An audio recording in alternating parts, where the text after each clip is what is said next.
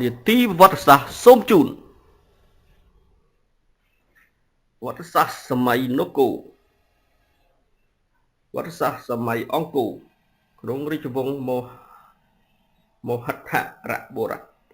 1ព្រះបាទជ័យវរ្ម័នទី6ស្ដេចដែលសោយរាជស្នងព្រះបាទហសវរ្ម័នទី3នៅអង្គរគឺព្រះបាទនរតីវរ្ម័ន1080ដល់1113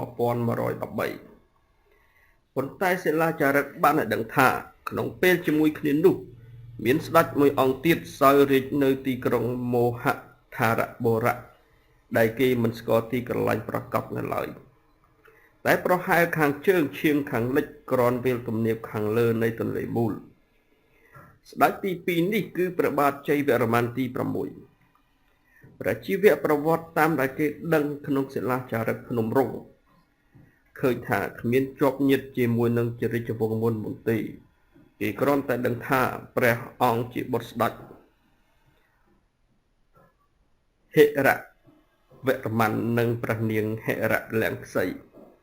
តាមសមត្ថកម្មមួយរបស់ប្រវត្តិវិទូជ័យវរ្ម័នទី6ទំនងជាស្ដេចក្រាញ់ឈរត្រួតខេត្ត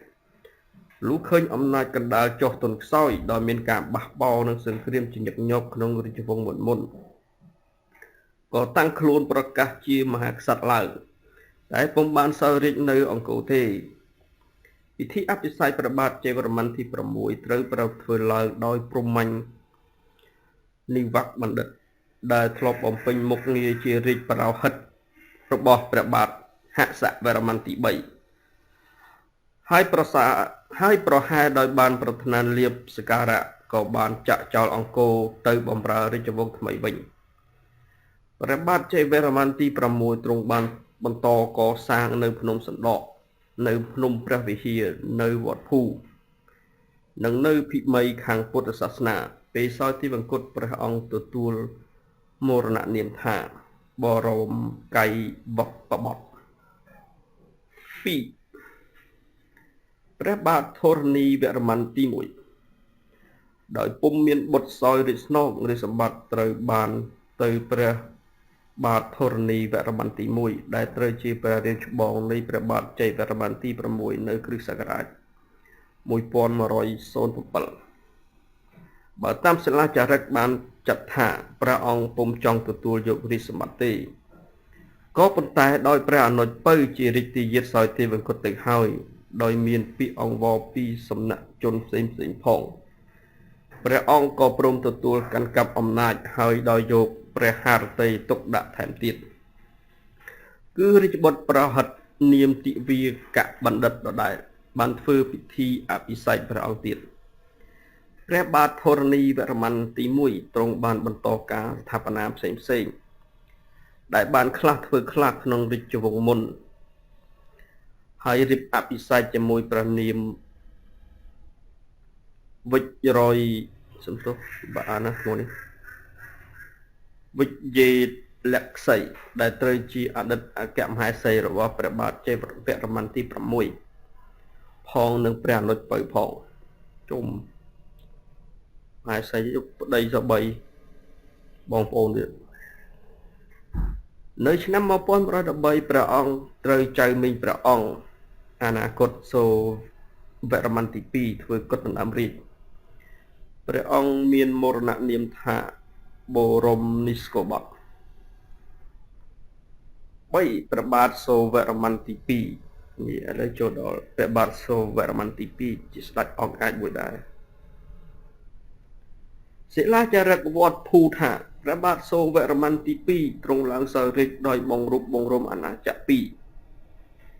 បើតាមន័យនេះអាណាចក្រទី1គឺជារបស់ធរណីវរ្ម័នទី1ដែលគេមិនស្គាល់រាជធានីពិតប្រាកដឯ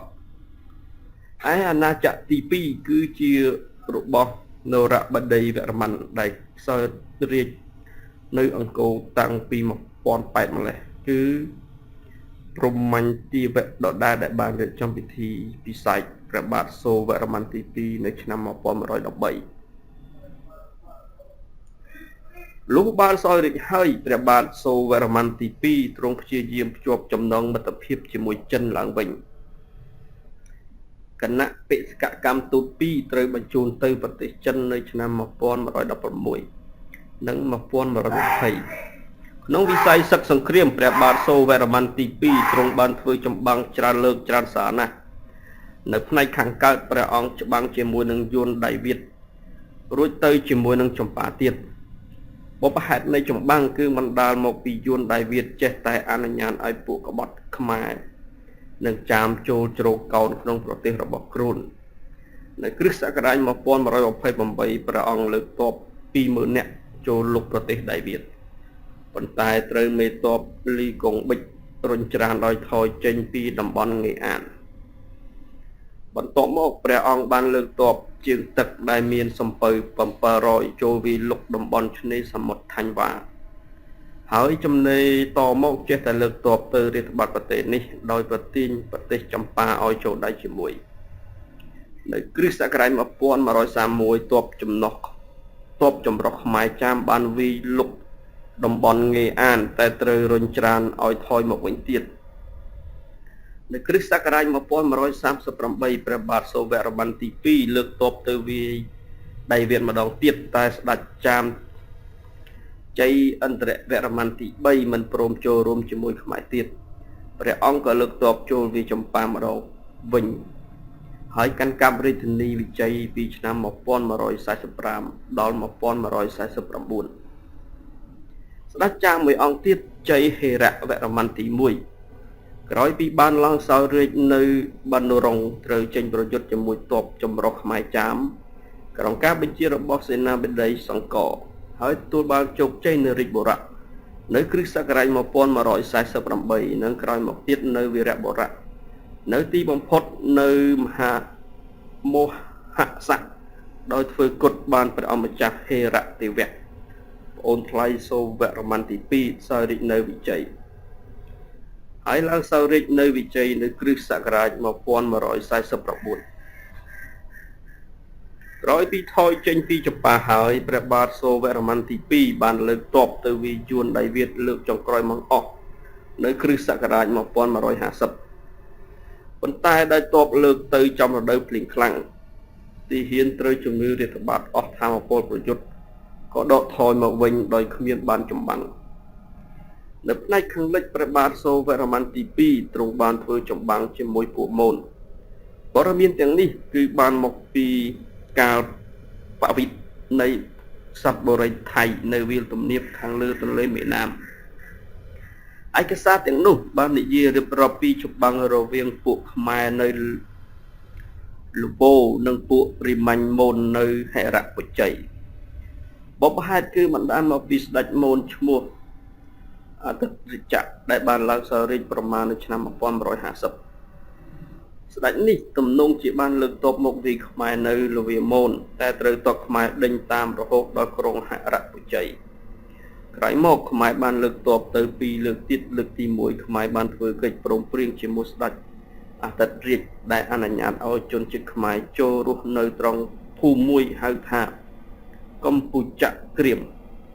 នៅត្រង់អាគ្នេយ៍ហិរៈពុជ័យតែដោយស្ដេចខ្មែរទ្រង់មិនយល់ព្រមតាមកិច្ចព្រមព្រៀងនោះទ័ពខ្មែរក៏លើកទៅជាលើកទី2តែលើកនេះបែរជាទទួលបរាជ័យទាំងស្រុងបើតាមឯកសារទាំងប្រមាណខាងលើនេះឃើញថាចម្បាំងជាមួយយួនចាមមូនក្តីសុទ្ធតែមិនសូវមានភាពជោគជ័យប៉ុន្មានសោះក៏ប៉ុន្តែទោះជាយ៉ាងនេះក៏ដោយក៏ទឹកដីខ្មែរនៅសម័យនោះក៏ទឹកដីខ្មែរនៅសម័យនោះបានរីកធំទូលាយណាស់សឹងមានឯកសារចិនបញ្ជាក់ខាងជើងទល់នឹងចម្ប៉ាខាងកើតទល់នឹងសមុទ្រខាងលិចទល់នឹងប៊ូកាតនិងខាងត្បូងទល់នឹងគីឡូហ៊ីនៅគ្រិស្តសករាជ1128ព្រះចៅក្រុងចិនបានថ្វាយឋានរស័ក្តិយ៉ាងខ្ពង់ខ្ពស់ចំពោះស្ដេចខ្មែរថាកិនពីវប៉ិនជេនប្រហែលត្រូវនឹងពាក្យខ្មែរថាកំរតេងទំនាស់ខ្លះក្នុងផ្នែកពាណិជ្ជកម្មត្រូវបានសម្របសម្រួលនៅឆ្នាំ1131និង1147ក្នុងវិស័យសំណង់ព្រះបាទសូវរ្ម័នទី2ទ្រង់បានបន្តការស្ថាបនាប្រាសាទភ្នំជីសូរប្រាសាទភ្នំសណ្ដកប្រាសាទវត្តភូប្រាសាទព្រះវិហារ ចំណែកឯសំណង់ថ្មីមានជាអតិប្រាសាទព្រះពិធូប្រាសាទចៅសាយទេវតានិងធម្មនានុនបន្ទាយសម្រែនិងអង្គរវត្តដែលជាស្នាដៃឯកនៃសិល្បៈខ្មែរដើម្បីតម្កល់ព្រះវិស្ណុបដិមាដែលមានមរណនាមថាព្រះបរមវិស្ណុលោកត្រង់នេះបង្ហាញឲ្យឃើញថានេះជាលើកដំបូងដែលសាសនាព្រហ្មញ្ញគណៈវិស្ណុត្រូវបានព្រះរាជាលើកតម្កើងឲ្យមានឋានៈជាសាសនាសម្រាប់រដ្ឋអង្គរវត្តនៅតែជាប្រាសាទភ្នំដដែលតែបដិមាតំណាងព្រះរាជាលែងជាសិវៈលឹងទៀតហើយតែជាវិស្ណុបដិមាវិញព្រះបាទសូរវរ្ម័នទី2សោយទីមង្គតនៅឆ្នាំណាគេមិនដឹងប្រកាសទេ